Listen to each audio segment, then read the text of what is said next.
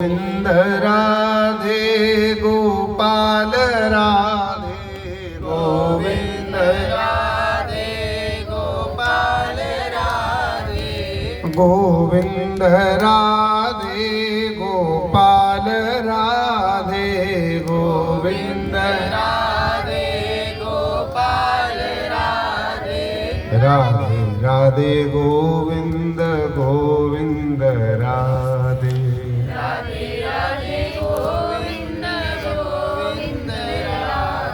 ओ राधे राधे गोविंद गोविंद राधे राधे राधे गोविंद गोविंद राधे गोविंद राधे गोपाल राधे गोविंद राधे गोपाल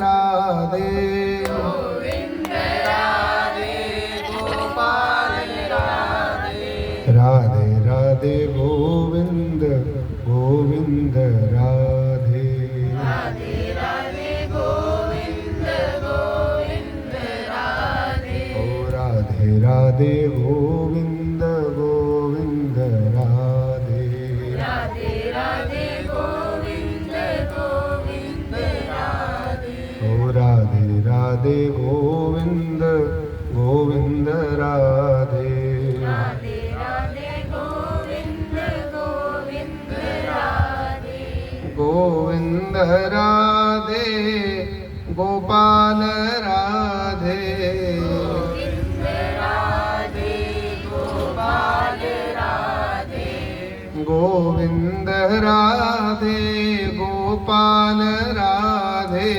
गोविंद राधे गोपाल राधे राधे राधे गोविंद गोविंद राधे राधे राधे गोविंद गोविंद राधे श्री राधे राधे गोविंद गोविंद राधे राधे राधे गोविंद गोविंद राधे बोलो भक्तवत्सल भगवान की जय।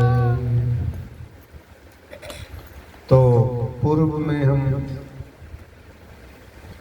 श्रीमद् भागवत कथा के अध्ययन में भागवत जी के क्रम में दूसरे दिन की कथा और प्रथम स्कंद का पठन पाठन कर रहे थे। ठीक है।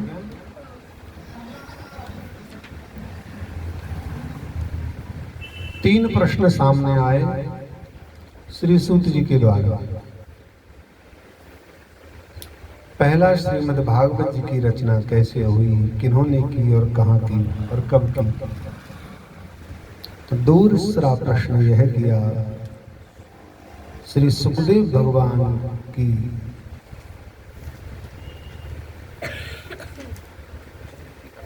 जन्म की पावन कथा, उनके अध्ययन काल और श्रीमद् भागवत जी के विषय में उनका रस, प्रेम और आनंद, वो सब हम सुने। तीसरा प्रश्न किया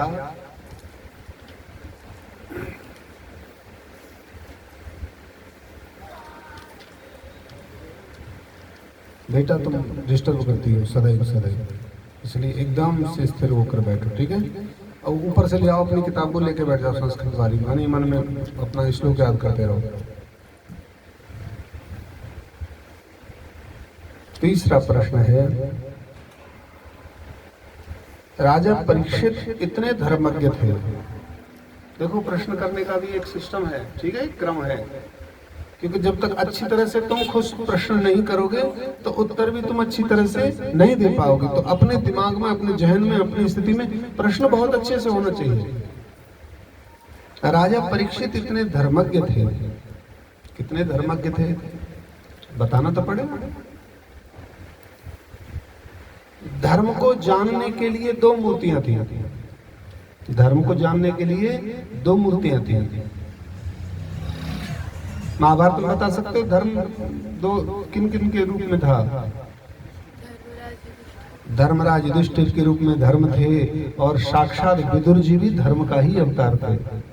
धर्म के दो स्वरूप थे, विदुर जी और, ठीक है। अब इसमें विशेष क्या रहा, धर्म तो दोनों तरफ है, पांडवों में भी धर्म है और कौरवों में धर्म है, ठीक है। अभी हम किसकी व्याख्या कर रहे हैं?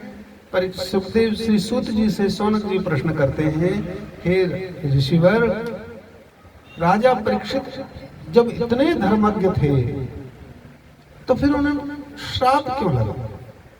धर्म पर चलने वाले व्यक्ति को तो श्राप लगना नहीं चाहिए। फिर धर्मज्ञ, इतने धर्मज्ञ की फिर ठीक से डेफिनेशन दो, कितने धर्मज्ञ थे? देखो भाई, महाभारत में दो धर्म के वपुओं की व्याख्या आती है, धर्मराज युधिष्ठिर और श्री विदुर जी महाराज। कौरवों के साथ में भी धर्म था और पांडवों के साथ में भी धर्म था। फिर बताएं, विचार करें कि वह श्री कृष्ण जो धर्म की रक्षा के लिए आते हैं, जब धर्म दोनों ही तरफ था तो केवल भगवान पांडवों के साथ ही क्यों रहे?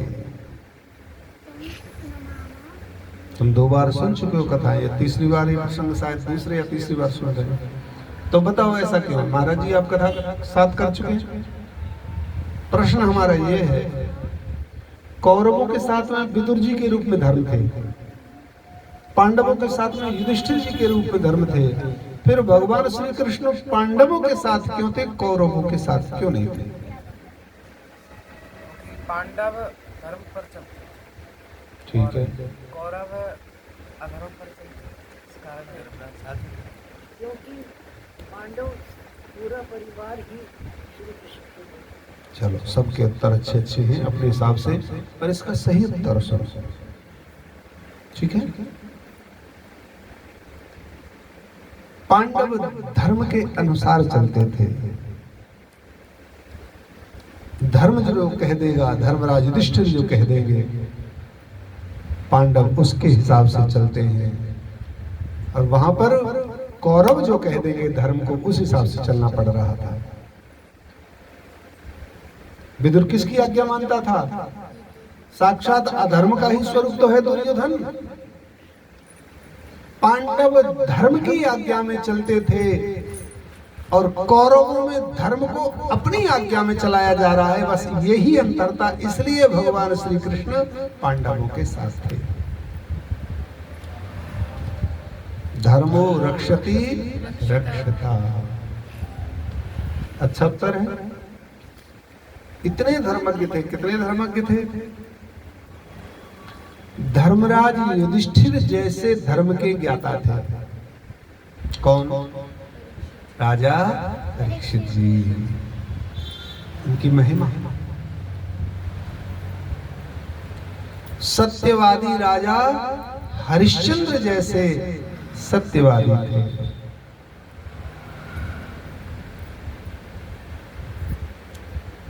दादा भीम जैसे बलशाली थे।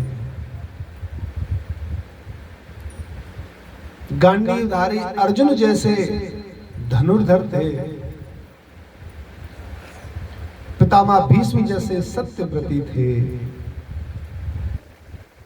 ऐसा कौन सा शुभ लक्षण था जो परीक्षित जी में नहीं था? फिर भी उनको श्राप क्यों मिला?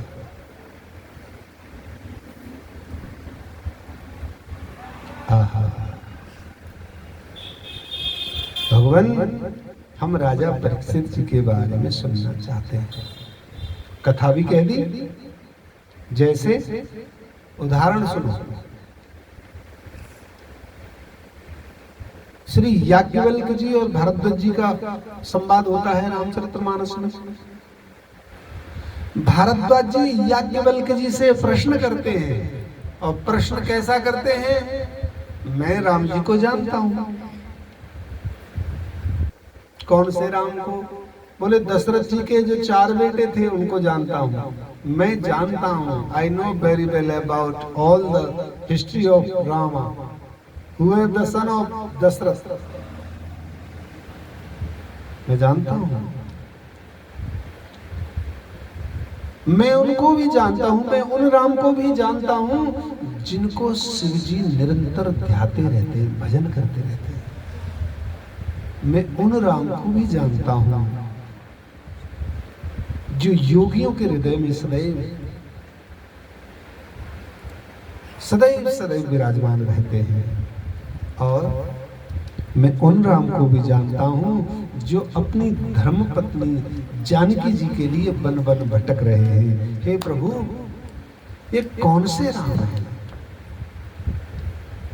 एक राम वो है, एक राम वो है, एक राम वो है, एक राम वो है। ये कौन से राम हैं जिनकी रामायण है? मैं उस राम के बारे में जानना चाहता हूँ। देखो, रामायण तो कई प्रकार की रामायण है, सारी रामायण खुद कह दी, फिर कह रहे हैं कि मैं भगवान राम के बारे में जानना चाहता हूँ। तभी तो याज्ञवल्क्य जी हंसे कि सारा कुछ जानते हो फिर उनके बारे में प्रश्न कर रहे हो। इसका मतलब ये बहुत गुणी श्रोता है। यहाँ पर श्री सूत जी कहते हैं, ऐसे धर्मज्ञ थे धर्मराज युधिष्ठिर जैसे, ऐसे वीर थे गदाधारी भीम जैसे, ऐसे धनुर्धर थे गांडीधारी अर्जुन जैसे, ऐसे सत्यवादी थे राजा हरिश्चंद्र जैसे, ऐसे धर्मात्मा थे युधिष्ठिर जैसे। फिर उनको श्राप क्यों लगा? देखो, कहानी पूरी कह दी, पूरा चरित्र कह दिया। तब श्री सूत जी प्रसन्न होते हैं, कहते हैं, हे ऋषियों ध्यान से सुनो। अब इसमें वक्ता का अकॉर्डिंग ऑफ द टाइम, समय की सिचुएशन के हिसाब से, अगर तुम्हारे पास थोड़ा सा ज्यादा समय है तो फिर द्रौपदी के प्रसंग से लीजिए, ठीक है? और मुख्य प्रसंग आप एक एक करके निशान लगा लेना। प्रसंग नंबर 1, ये तीसरे प्रसंग में है आचार्य जी। प्रसंग नंबर 1 कौन सा प्रसंग है? जब पांडवों ने अश्वमेध यज्ञ किया। जड़ कहां से प्रारंभ होती है युद्ध की? जब पांडवों ने अश्वमेध यज्ञ किया।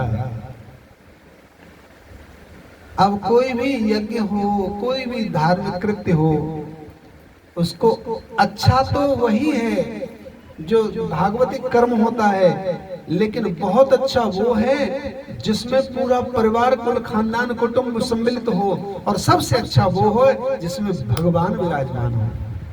अच्छा धार्मिक कृत्य, बहुत अच्छा सकुटुंबस्य सपरिवारस्य, और सबसे अच्छा सा ईश्वरस्य। ठीक है आचार्य जी? तो ये तो अच्छा भी था, बहुत अच्छा भी था, और सबसे अच्छा भी था। क्यों? क्योंकि यहाँ में 5 पांडव यज्ञ में थे, पूरा कुटुंब था, और साक्षात भगवान श्री कृष्ण भी थे। समझ में किस किस के नहीं आ रहा है मैं जो कह रहा हूं? समझ पा रहे हो? तुम समझ रहे हो? जुकाम समझ रहे हो? ठीक है।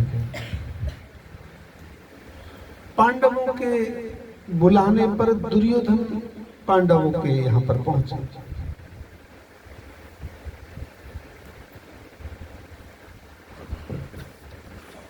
एक ब्रक नाम का राक्षस था। क्या नाम था? ब्रक नाम का राक्षस था।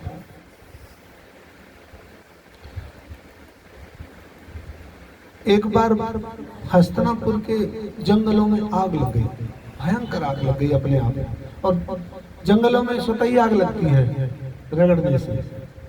अतिशय रगड़ करे जो कोई, अनल प्रगट चंदन से होई।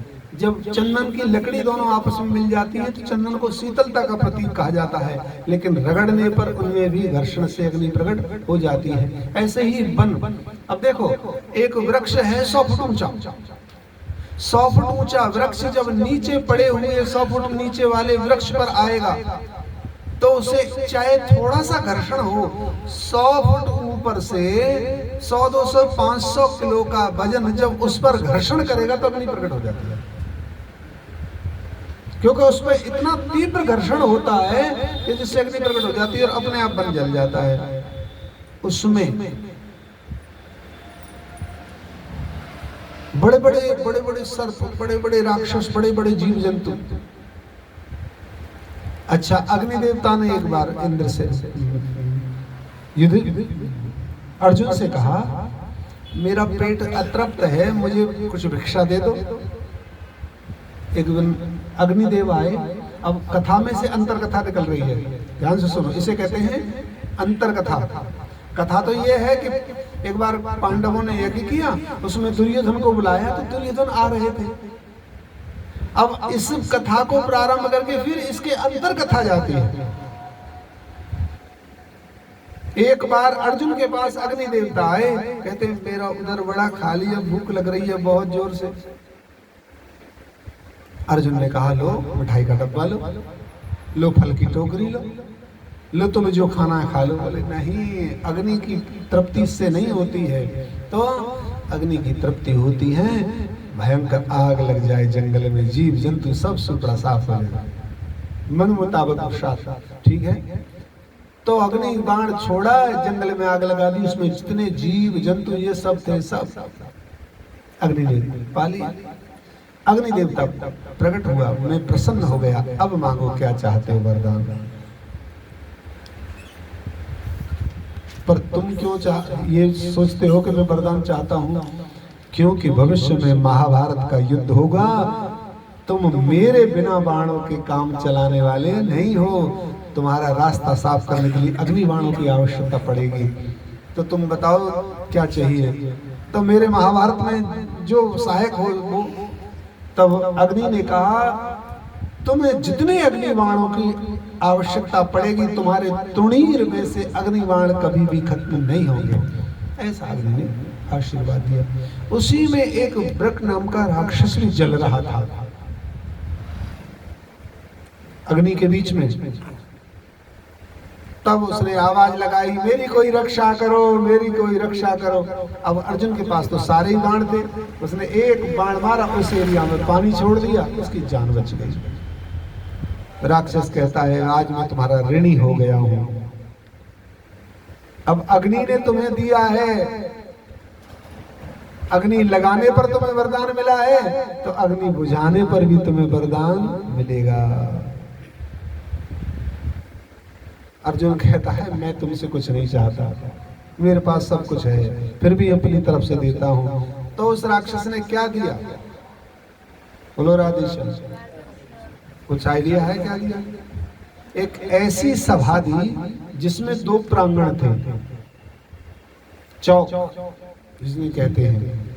जब पहले के जमाने में घर में घुसते ही पहले चौक पड़ता था कि नहीं,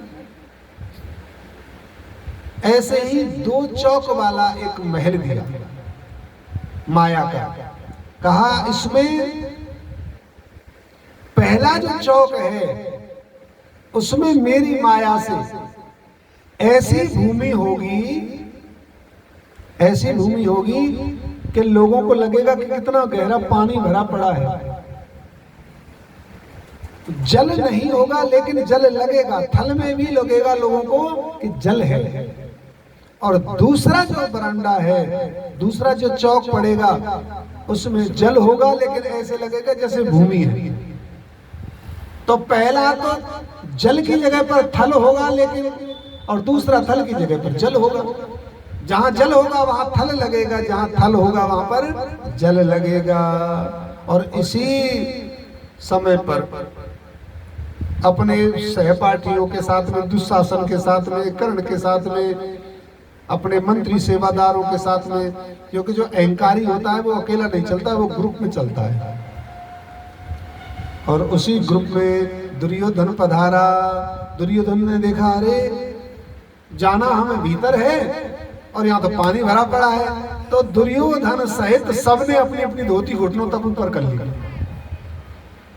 और जैसे ही उसने पांव रखा तो पांव तो एकदम जमीन में पड़ा हुआ है। सब लोग हंसने लगे। अरे ये कैसा चमत्कार है, ये तो चमत्कार है। अब बड़ा इनकारी होता है, उसको तो लज्जा लगी ना कि धोती हमें तो डर के मारे भयभीत होकर भीग ना जाए ऊपर कर ली, और यहाँ तो पानी था ही नहीं। अगले द्वार में प्रवेश करे तो वही नजारा फिर दिखाई दिया। अरे यहाँ तो इस आंगन में तो थल है, उसमें थल जैसा दिखाई दिया, जैसे ही कदम बढ़ाया सब के सब धमाधम। समझ में आया? वही अटारी से देख रही थी द्रौपदी। वही अटारी से कौन देख रहा था? द्रौपदी। किंवदंती है, हमने ग्रंथ में तो कहीं पढ़ा नहीं है। द्रौपदी के मुख से हंसी निकल गई जोर की। अब जिनसे हमारी शत्रुता हो, बैर हो, उनके बारे में छोटी मोटी काना फुस्सी हम कुछ ना कुछ कह ही देते हैं। अंधा ही है ससुरा, अंधे का अंधा है। क्या बोला? अंधे का अंधा है। इसको कुछ संत सिद्ध करते हैं, कुछ नहीं करते हैं। नहीं बोलोगे तब भी चलेगा और बोलोगे तब भी चलेगा, क्योंकि ना तुम्हारा है ये बोलना, ना मेरा है। साधु संत कहते आए, किसी ने कहीं ना कहीं पढ़ा ही होगा।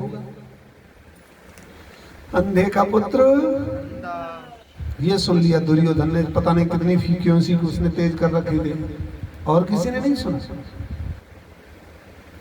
और यूं देखा टेढ़ी दृष्टि से, तो ठीक है, तुझे अंधे का पुत्र अंधा दिखता है, मैं तुझे वचन देता हूं, एक दिन में दिखाऊंगा तुझे कि अंधे का पुत्र अंधा कैसे होता है।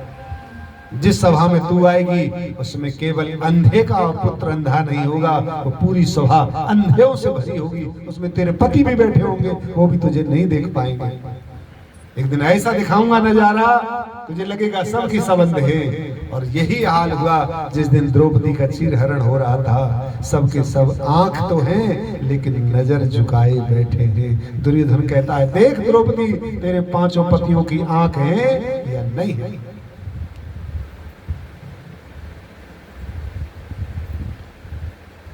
पितामह भीष्म की तरफ देखती है, दुर्योधन कहता है, देख पितामह भीष्म आंख के नहीं। पितामह भीष्म पलक नीचे डाल गए। राजा की तरफ देखती है, राजा तो पहले से ही अंधा था। दुर्योधन कहते हैं, देख तूने अंधे को अंधा कहा था, तो आज अंधे के सब अंधे ही।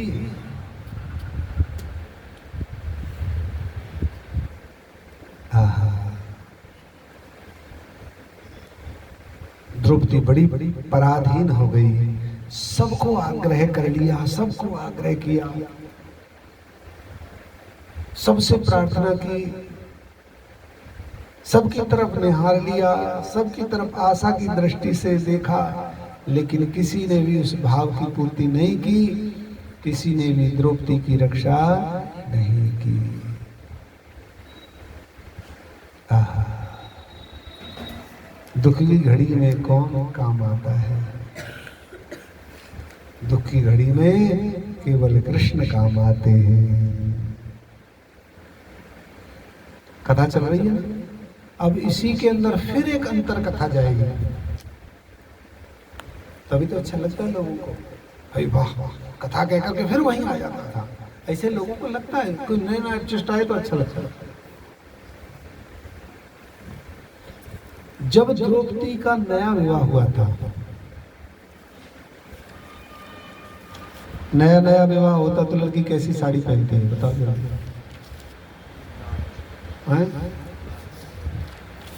तुम बताओ, तुम बताओ। हाँ बताओ, कुछ पसंद है? महंगी महंगी तो होती है। हाँ, मैक्सिमम लड़कियां रक्त वर्ण की साड़ी पहनती हैं। लाल जोड़ा ही साड़ी के लिए, विवाह के लिए लाल जोड़े को ही सर्वमान्य कहा गया है। लाल जोड़ा क्यों कहते हैं? लाल जोड़ा इसलिए कहते हैं कि लाल वस्त्र अनुराग का प्रतीक है और वैवाहिक जीवन अनुराग का सूत्र बंधन है, अनुराग का प्रारंभ है। इसलिए यही बात क्या करते हो, उठा के देखो क्या बोला है हमने। हाँ ठीक है।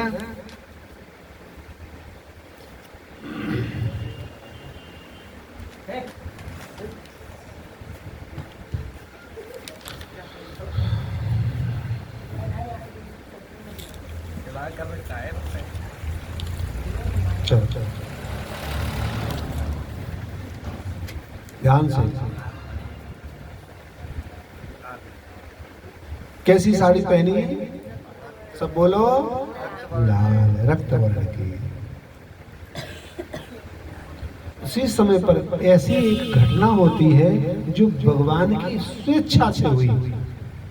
जिस उंगली पर ठाकुर जी सुदर्शन चक्र धारण करके रखते हैं, उसी उंगली पर ना जाने कैसे सुदर्शन चक्र के घर्षण से उंगली में रक्त बह चला।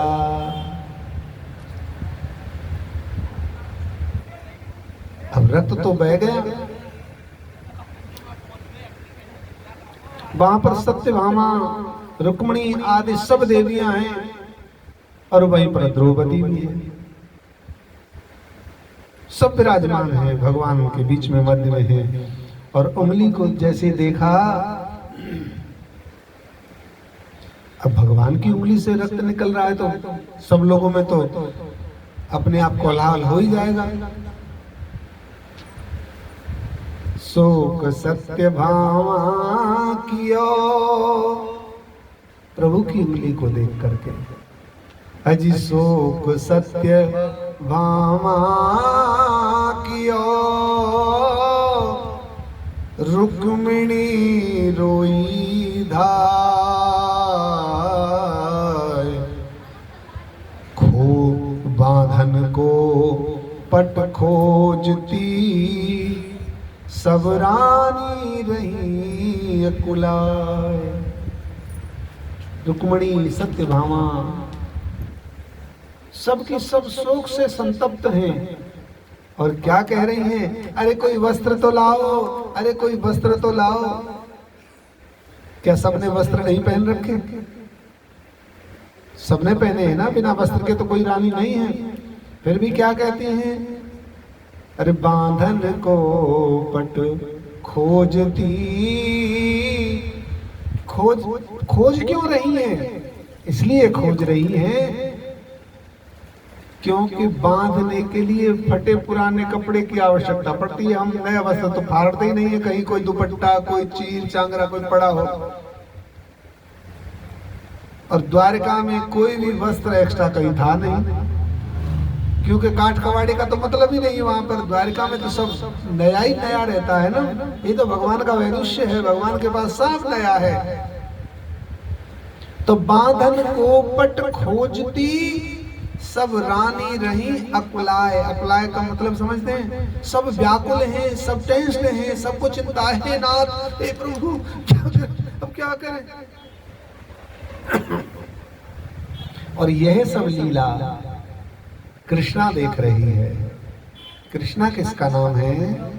द्रौपदी जी का। कृष्णा ने देखा मेरे भाई के हाथ से रक्त बह रहा है कि तब देखी द्रौपद सुता,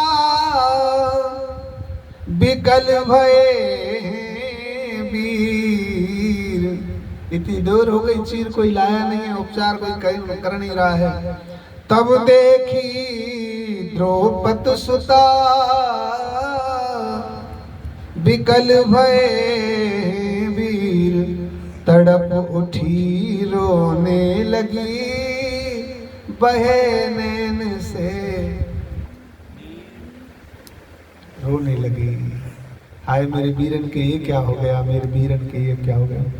झपट दौड़ कर द्रौपदी ने पकड़े यदुवीर, उंगली बांधन को तुरंत फाड़ा अपना चीर।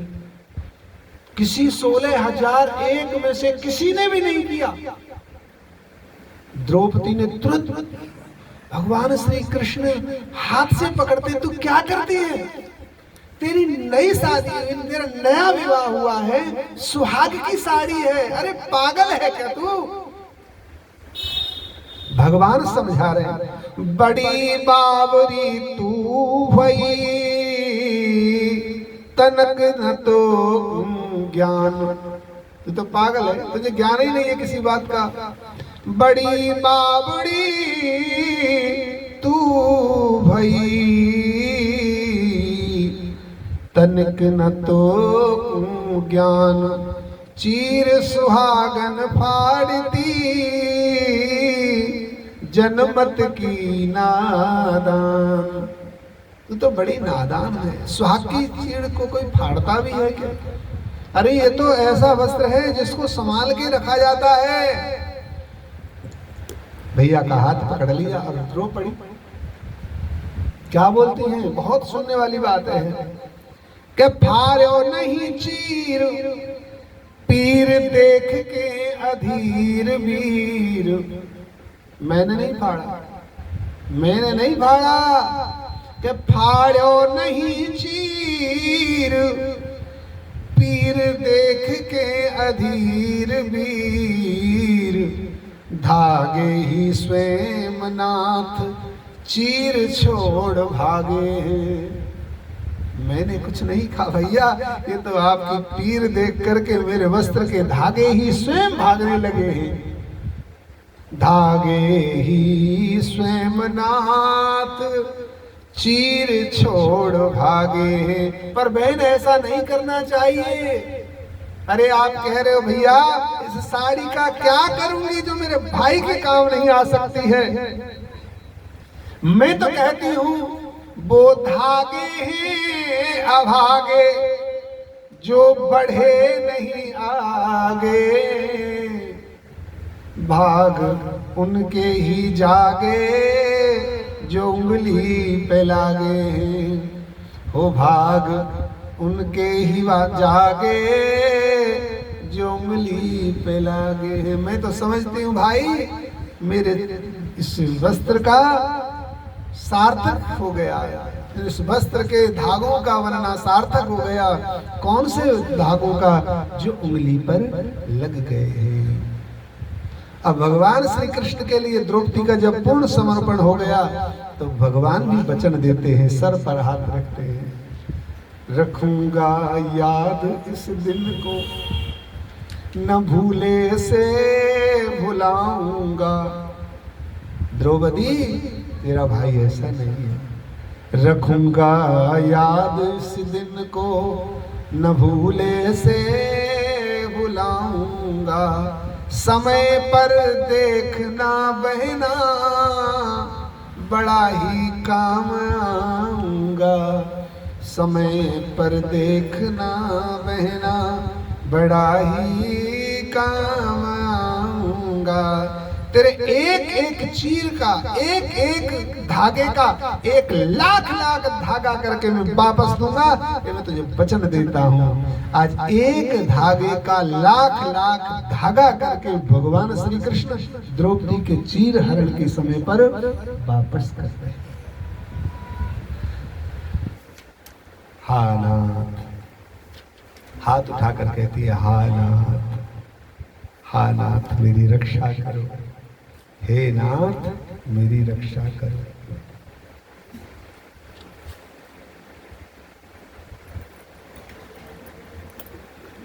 मैंने देख लिया जग सारा, हरि कोई नहीं हमारा। मैंने देख लिया जग सारा। ये भजन है। ओ मैंने देख लिया जग सारा, हरि कोई नहीं सहारा। मैंने देख लिया जग सारा, हरि कोई नहीं सहारा। वीरों को बहुत पुकारा,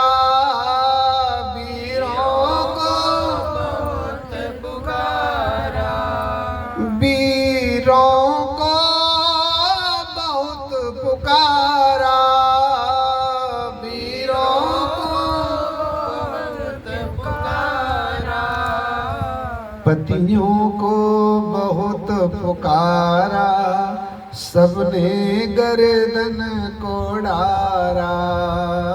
पतियों को बहुत पुकारा, सबने गर्दन को डारा। मैंने देख लिया जग सारा, हरि कोई नहीं हमारा।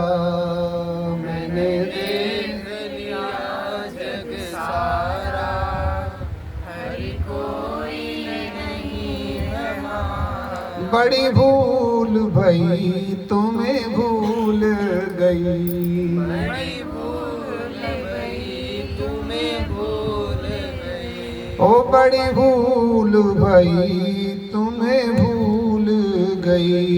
बड़ी भूल भई तुम्हें भूल गई। ओ वीरों की दृष्टि मूल भई, वीरों की अब भीषम तक भी हारा, हरि तुम बिन नहीं सहारा। अब भीषम तक भी हारा, हरि तुम बिन नहीं सहारा। ओ मैंने देख लिया जग सारा, हरि तुम बिन नहीं सहारा। मैंने देख लिया जग सारा, हरि तुम बिन कोई सहारा। महापुरुष तो कहते हैं, द्रौपदी ने कहा था कि सभा में कोई मेरी रक्षा नहीं करेगा तो क्या, मैं खुद रक्षा कर लूंगी। और कस के अपने धोती को पकड़ लिया, अपनी धोती को कस के पकड़ लिया। दुशासन पूरा जोर लगाए। दुशासन में 100 हाथियों का बल था। कितना? 100 हाथियों का बल था दुशासन में। 100 हाथियों का बल दुर्योधन में था, 100 हाथियों का बल भीम में था, और 100 हाथियों का बल ही कीचक में था। जिसमें 100 हाथियों का बल था, इतना चीर खींचा उसने, खींचते खींचते कहते हैं उनकी जो भुजाएं हैं उनकी नसें फूल फूल करके रक्त बहने लग गया दुर्योधन दुशासन की भुजाओं में। सोचा जाए वो कितना कितना उसने चीर खींचा। द्रौपदी ने इतना कसके पकड़ लिया कि द्रौपदी से खींचने में, उस चीर को खींचने में, साड़ी को खींचने में इसकी 100 हाथियों के बलशाली दुशासन की भुजाओं से रक्त बहने लगा, और रक्त टपकने नहीं, धार बहने लगी।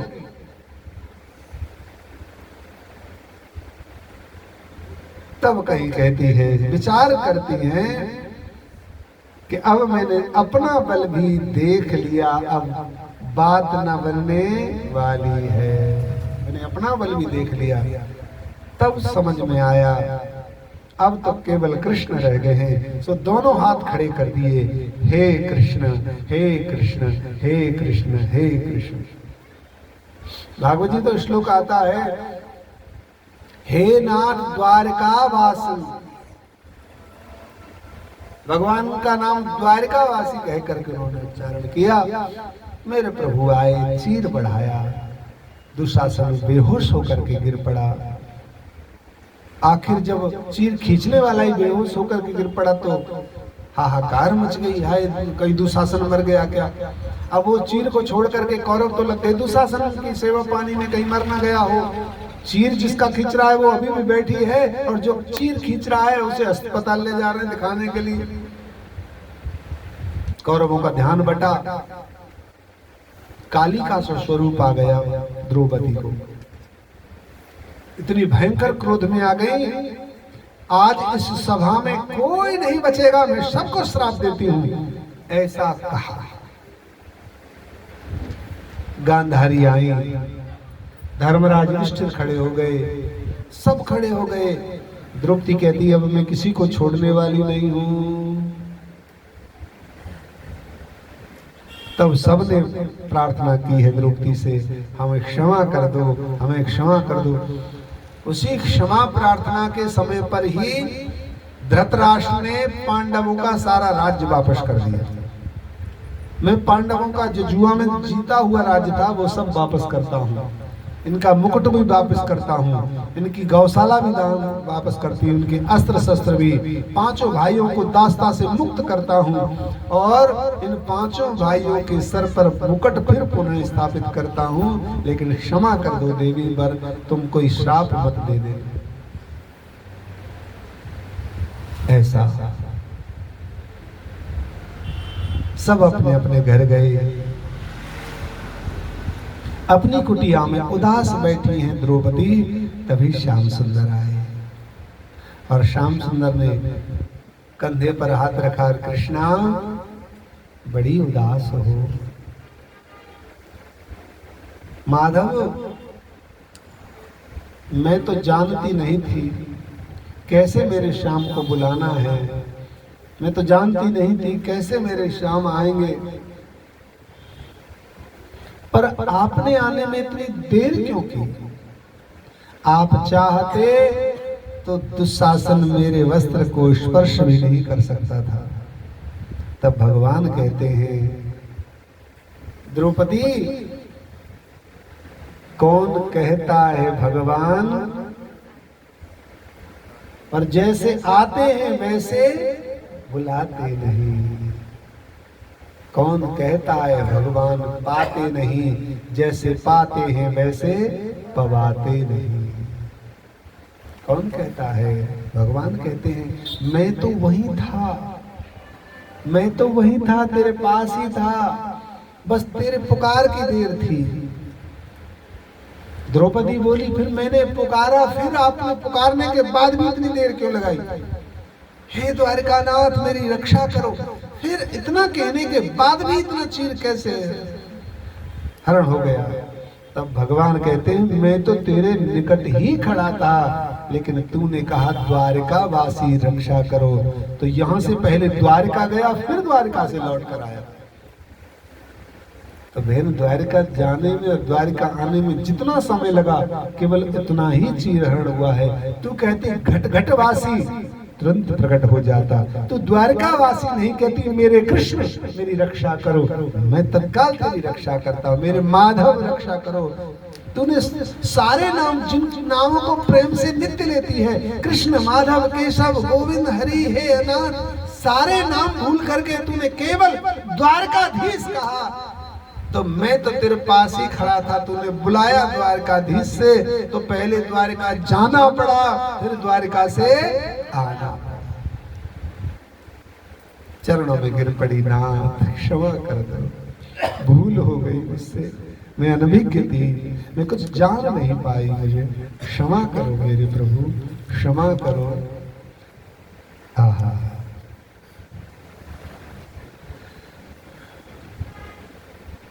इधर पांडवों का भयानक क्रोध, इतना भयंकर क्रोध पांडवों का, अब कौरवों को छोड़ने वाले नहीं हैं। सब आपस में नई नई योजना बनाते हैं, नए नए प्रारूप को देखते हैं कैसे युद्ध हो। भगवान ने कहा, सुनो, युद्ध कोई विकल्प नहीं है जीवन का। तो जीवन का विकल्प क्या है केशव? तब कहते हैं, जीवन का विकल्प है शांति। युद्ध शांति का विकल्प नहीं है, जीवन का विकल्प नहीं है। युद्ध का विकल्प छोड़ो, युद्ध का तो संकल्प भी बुरा होता है। हे केशव, अब तुम ही बताओ ऐसी स्थिति में हमको क्या करना चाहिए। इधर बार बार द्रौपदी आकर कहती है, भैया देखो तो सही, इस द्रौपदी के केस खुले हुए हैं, मैंने सौगंध खाई थी दुशासन के लहू को जब तक अपने केसों से नहीं धुलूंगी तब तक इन केसों को बांधने वाली नहीं। भीम ने भी कहा, जिस जंघा पर बिठाने के लिए तूने द्रौपदी के लिए बोला, इशारा किया, उस जंघा को अपने हाथों से तोड़ूंगा। द्रौपदी का वस्त्र छूते हुए दुशासन जिस छाती को पीट रहा था, भीम कहता है, इस छाती को फाड़ करके इसमें से रक्त पीना है। बड़ी बड़ी संकल्प लिया। अर्जुन कहते हैं, नाथ अब आप बताओ क्या करना है। भगवान कहते हैं, सबसे पहले शांति का प्रयास करना चाहिए। तो भगवान शांति कैसे होगी? ठाकुर कहते हैं मैं जाता हूं एक बार समझाने के लिए। पूरा विश्व जानता है, बहुत बड़ा अध्याय है शांति पर्व। तो भगवान श्री कृष्ण शांति दूत बनकर गए हैं। शांति स्वरूप मदन गोपाल, शांति स्वरूप मदन गोपाल, शांति स्वरूपा मदन गोपाला, शांति स्वरूपा मदन गोपाला, प्रेम स्वरूपा मदन गोपाला,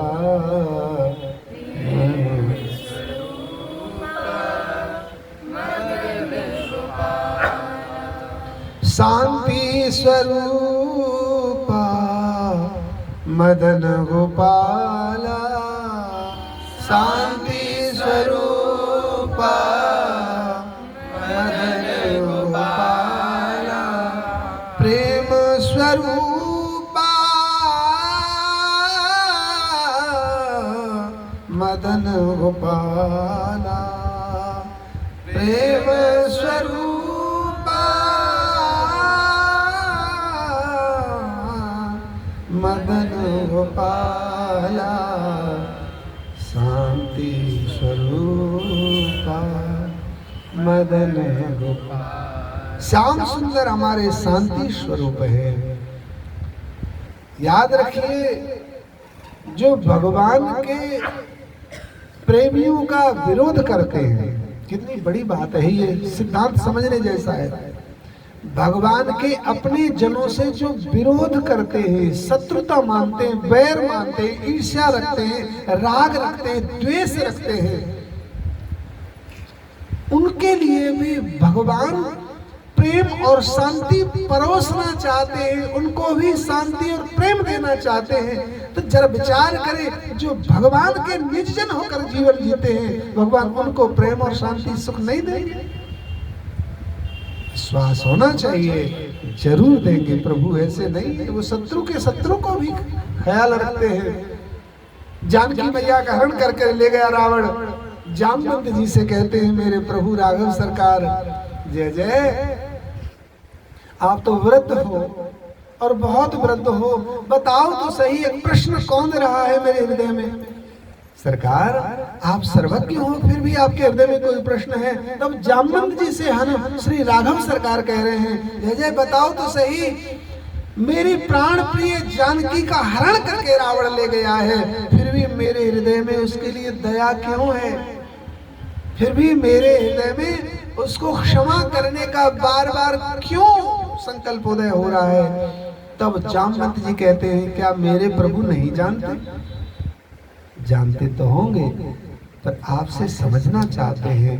तब भगवान से जामवंत जी कहते हैं नाथ, आज ये आपका वैरी है, आज आपका वैरी है, लेकिन पूर्व में रावण कुंभकर्ण पूर्व में कौन थे? जय और ये जय और विजय भगवान के कौन थे? पार्षद।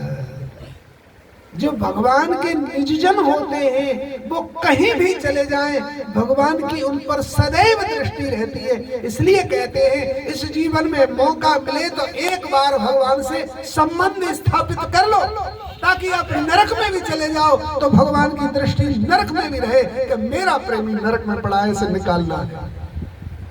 इसलिए भगवान के साथ में संबंध स्थापित करना बहुत ही जरूरी है, और वो स्थापित तब तक नहीं हो सकता है जब तक हम किसी गुरु के सानिध्य में नहीं रहेंगे।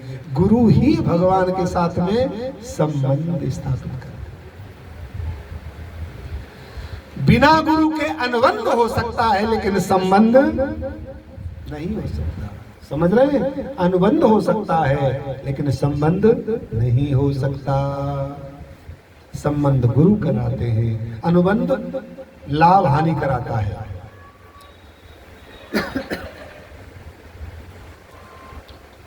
क्या बोलते हैं उसको जो लिखित में अंग्रेजी में होता है, साइन तुम्हारे हो गए हमारे हो गए, कॉन्ट्रैक्ट। कॉन्ट्रैक्ट अनुबंध की डेफिनेशन कॉन्ट्रैक्ट है, और कॉन्ट्रैक्ट बिगड़ भी जाते हैं और बन भी जाते हैं। कॉन्ट्रैक्ट का मतलब क्या होता है हिंदी में समझिए। कॉन्ट्रैक्ट का सीधा सीधा मतलब होता है हानि और लाभ का व्यापार। कॉन्ट्रैक्ट का मतलब होता है लाभ और हानि का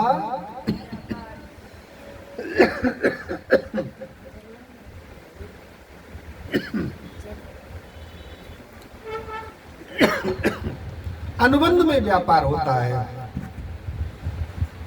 लाला रे अंदर जगह रखो, चढ़ना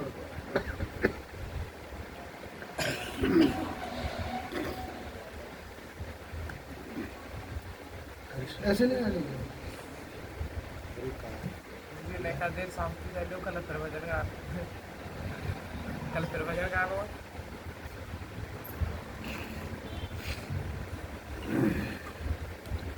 राधे श्याम। तो संबंध और अनुबंध में समझ में आया। भगवान के साथ संबंध, अर्जुन का है संबंध, दुर्योधन का है अनुबंध। दुर्योधन का है अनुबंध। अनुबंध कैसे सिद्ध होता है? जब युद्ध के लिए भगवान श्री कृष्ण से मदद मांगने के लिए गए, तब दुर्योधन ने क्या मांगा बोलो? भगवान की नारायणी सेना। और अर्जुन ने क्या मांगा? मेरे प्रभु श्याम सुंदर को। भगवान कहते हैं मुझसे संबंध रखने वाला संबंध बनाता है, मुझसे जिसका होता है संबंध होता है, मेरे से जो मांगता है, मुझसे मुझे जो मांगता है उसे संबंध कहते हैं, मुझसे जो मांगता है उसे अनुबंध कहते हैं। समझ में आ रहा है? मुझे जो मांगता है संबंध कहते हैं, मुझसे जो मांगता है अनुबंध कहते हैं।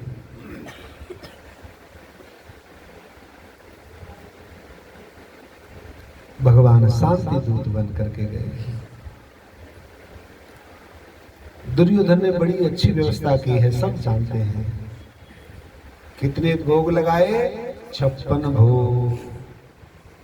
लेकिन भगवान ने देखा भी नहीं, सूंघा भी नहीं, और बड़ी भूख लग रही है। सुलभा चाची का दरवाजा जाकर खटखटा दिया। चाची आई की सब। द्वार खोला, वो झपट के सीने से लगा लिया। चाची प्रेम तो मैं आपका लूंगा, बाद में लूंगा, लेकिन पहले पेट पूजा। जैसे ही श्याम सुंदर आए, सुलभा चाची कहती है नाथ, जीवन में पहली बार जिनको भजन करते हैं वो पहली बार यजन में आए हैं। जिनका भजन करते हैं वो यजन में आते हैं। समझ रहे हो? जिनका हम भजन करते हैं वो ही यजन में आते हैं। जिनका चिंतन होता है वो ही प्रकट में आते हैं। यजन कहते हैं प्रकट को, जिनका भजन करते हैं वो ही यजन में आते हैं। लेकिन ठाकुर कहते हैं बुआ, मेरा पूजन बाद में करना, पहले मेरे पेट का पूजन करो। क्या चाहिए केशव? बुआ इस समय तो जो तेरे पास हो वो ही लेके आ जा, भूख लगी बहुत जोर से। जब मैं पंजाब में कथा कहता था तब इसको ऐसे, ओ पूही बड़ी जोर ना भुख लगी हुण ले आ जो कुछ तेरे को हो। पूही भुख लगी होना, बड़ी जोर ना भुख लगी। अच्छा चाचा तो खेत गए हैं, खेत पर से साग लेने गए हैं। विदुर जी गए थे बथुआ तोड़ने के लिए, साग लेकर आते होंगे। तब तक तो विदुरानी ने केले निकाले, 1 दर्जन केले रखे, चौकी पर बिठाया श्याम सुंदर को, और प्रेम से केला पवाने लगी एक एक तोड़ करके। जैसे केला पवाती है, अच्छा ध्यान से सुनो,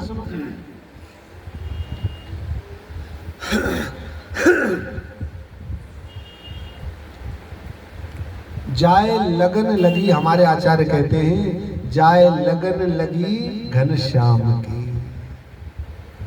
हो जाए लगन लगी घनश्याम की, धरे कि तू पग पड़त किते हूँ, कहीं धरता है पांव और कहीं पड़ता है, धरत किते पग पड़त किते हूँ, सुध न रहे निज ठाम की, ठाम माने घर, जाए लगन लगी घनश्याम की।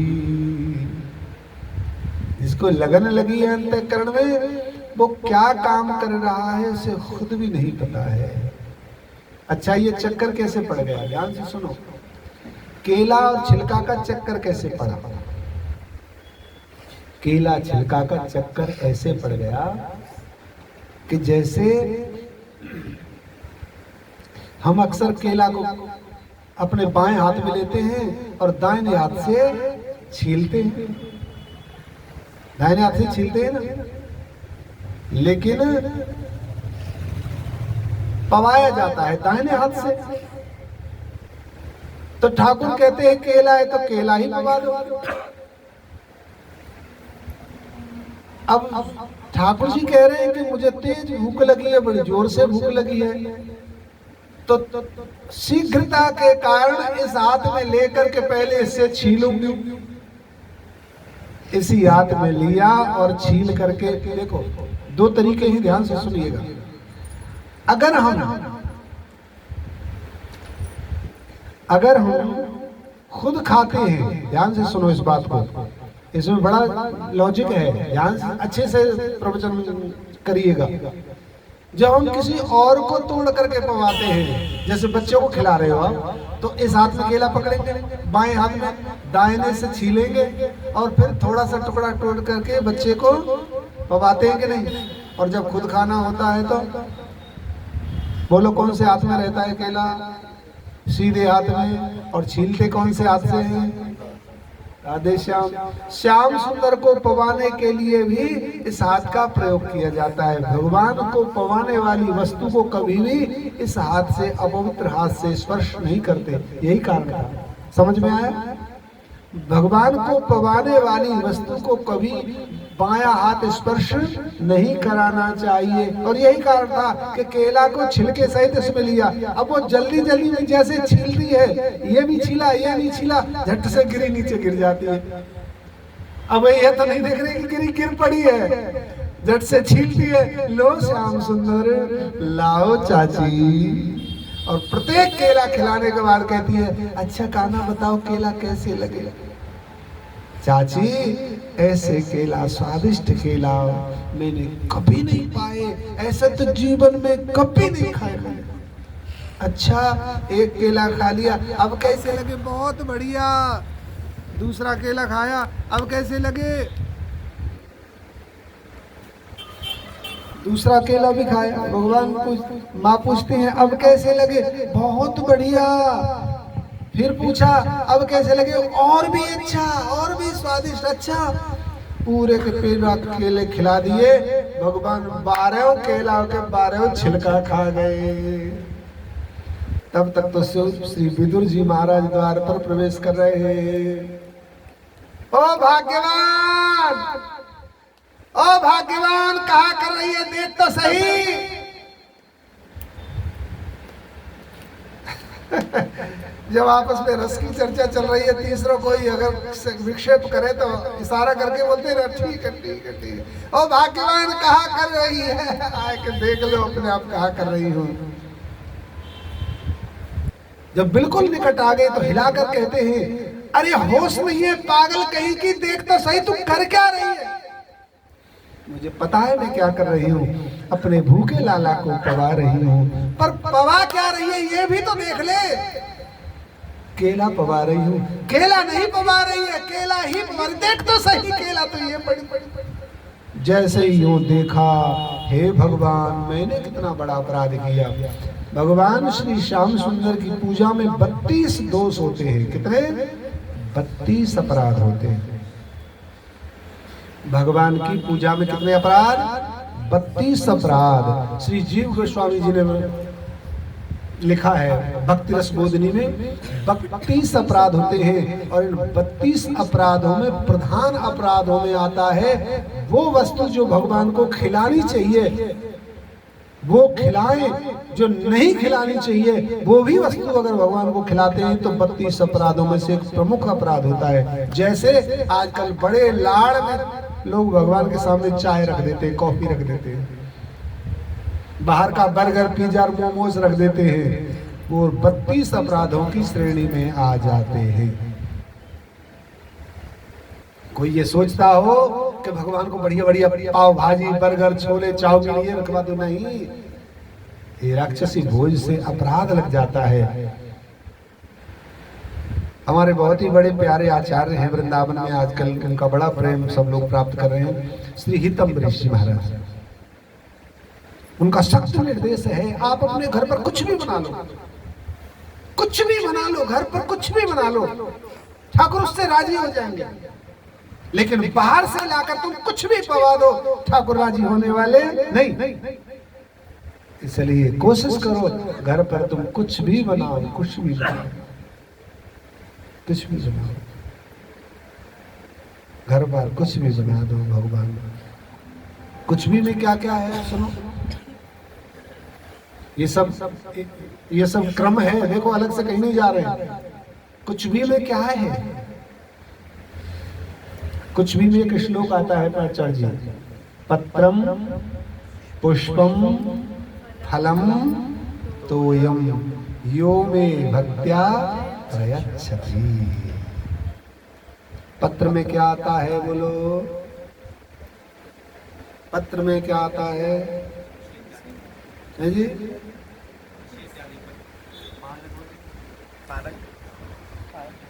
पत्र में क्या आता है?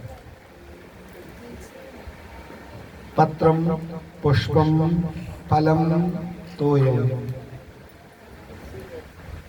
है जी? देखो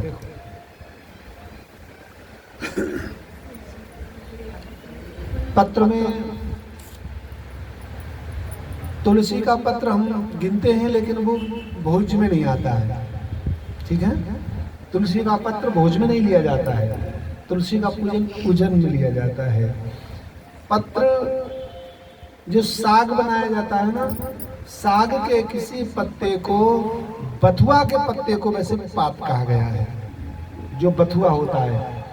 पालक बथुआ, हालांकि पालक को गिनती में नहीं लिया गया है, बथुआ को लिया गया है। बथुए के पत्ते को साग का पत्ता कहा गया है। कारण ये है, सुनिए, बथुआ बेशक से किसान के द्वारा पैदा किया हुआ नहीं है, लेकिन उसी वृत्ति से पैदा होता है जैसे फसल होती है।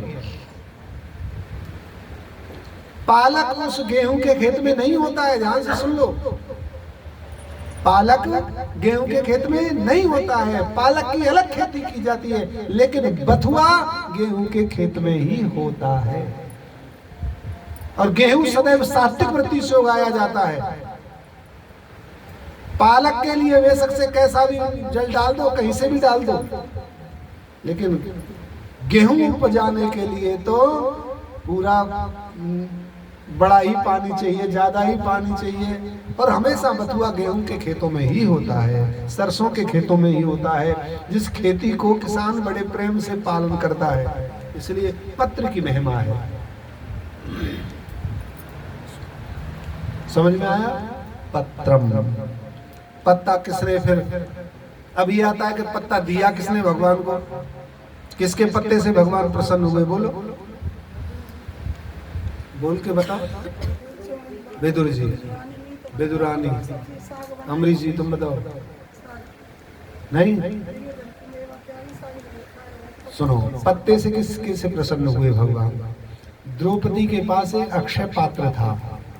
जब 10,000 शिष्यों को लेकर के दुर्वासा ऋषि आए दुर्वासा ऋषि ने कहा कि हम प्रसाद पाएंगे तुम्हारे यहाँ, और द्रौपदी तब तक अपने अक्षय पात्र को मांझ करके चुपचाप विश्राम कर रही थी। तभी महात्मा आ गए। अब घबराने लगी, भगवान मैं सबको भोजन कहाँ से कराऊंगी। उस अक्षय पात्र की ये महिमा थी कि जब तक द्रौपदी ना भोजन कर ले तब तक इसमें से लाखों संतों को भोजन कराया जा सकता है। द्रौपदी ने जहाँ भोजन कराया, मांझ करके रख दिया, अब अगले दिन तक इसमें कुछ भी नहीं निकलेगा। भगवान श्याम सुंदर को पुकारने लगी, प्रभु 10,000 संतों को कैसे भोजन कराऊंगी। तब भगवान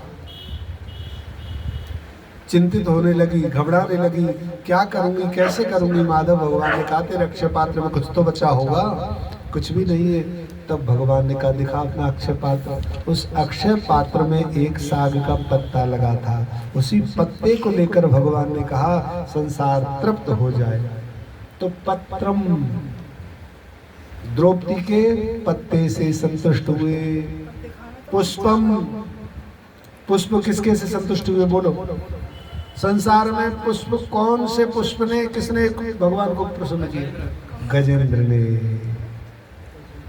श्लोक बोल के बताओ।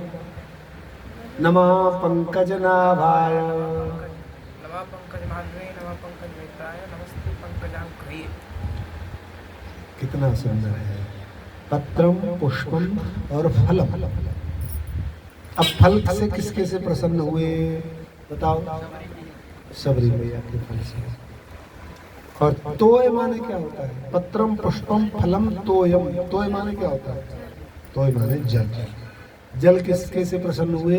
एक रंतदेव नाम के राजा हुए। रंतदेव नाम के रंतदेव बहुत बड़े चक्रवर्ती सम्राट थे। सब कुछ परित्याग कर दिया, शमशान भूमि में रहते थे, शमशान की लकड़ियों पर ही भोजन बनाते थे। एक दिन शंकर पार्वती आ गए, हमें भूख लगी है, लो प्रभु ले जाओ। सारी खिचड़ी उनको दे दी, केवल पीने के लिए थोड़ा सा जल रह गया था। तब तक फिर श्याम सुंदर आ गए, बड़ी प्यास लगी है। भगवान ने कहा लो प्रभु थोड़ा सा जल बचा, इसे आप ग्रहण कर लो। भगवान प्रसन्न हुए। इसलिए पत्रम पुष्पम फलम तोयम यो में भक्त्या प्रयच्छति। भगवान श्याम सुंदर को कोई कुछ भी दे प्रसन्न हो जाते हैं। सुलभा चाची को बड़ा दुख हुआ। जो वस्तु मुझे भगवान को पवानी चाहिए थी वो नहीं पवाई, और जो नहीं पवानी चाहिए थी वो पवा दी। ये मुझसे अपराध हो गया है। अपराध किया है तो अपराध का स्वयं ही प्रायश्चित कर लेना चाहिए। अगर किसी व्यक्ति को हमने बुरा बोल दिया है तो उससे तत्काल सॉरी बोलना चाहिए। ये उस गलती का प्रायश्चित। सुलभा ने कहा हाथों से गलती हुई है। गलती किससे हुई है? हाथों से। अब हाथ ही सजा पाए तो अच्छी बात। रसोई में भीतर घुस गई। पहले सब्जी दरातों से बनती थी, ऐसे ऐसी होता है दरात, हाशिया पैरों के नीचे दबा करके ऐसे मुड़ा हुआ होता है, उस पर साग बनाते हैं। सुलभा चाची के आंगन में वही रखा था साग बनाने वाला। भीतर गई, रसोई में दोनों हाथ जोर से मारे और रक्त बहता हो गया, हाथ लटक गए। बहुत देर हो गई, चाचा ने साग सामने रख दिया। श्याम सुंदर पाओ। चाचा जी अब तो हम सब संग में ही पाएंगे। चाची को भी बुला लो, 3 पत्तल लगाई। ठाकुर चाचा बोले चलो कोई बात नहीं, सुलभा बाद में आ जाएंगी। नहीं नहीं बाद में बुलाओ। कहाँ चाची? चाची नहीं बोली। विदुर जी कहते मैं देख कर लाता हूँ। जैसे ही रसोई में घुसे, हाँ प्रणाम किया, लौट कर चले आए। चाची नहीं आई। चाची क्यों नहीं आई? संकेत कर दिया तुम्हें जाकर देख। जब श्याम सुंदर रसोई में भीतर जाकर देखते हैं चाची के कटे हुए हाथों को, पूछा क्या किया आपने? ये क्या किया आपने? कहती है माधव इन हाथों से अपराध हुआ है। जो वस्तु पवानी चाहिए थी जो नहीं पवाई, जो वस्तु गिरानी चाहिए थी वो नहीं गिराई, भूल हो गई। क्षमा करो मुझे, क्षमा कर दो मेरे केशव। हाँ, इतनी दैन्य हो गई कि जमीन पर लेट गई, प्रभु क्षमा करो, मुझे क्षमा करो। मेरे श्याम सुंदर बड़े ही कृपालु हैं, बड़े दयालु हैं।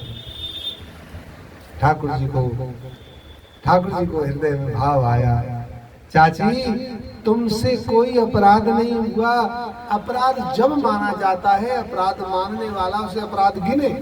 मुझे तो सुख मिला, आपने जो भी दिया उसे सुख मिला।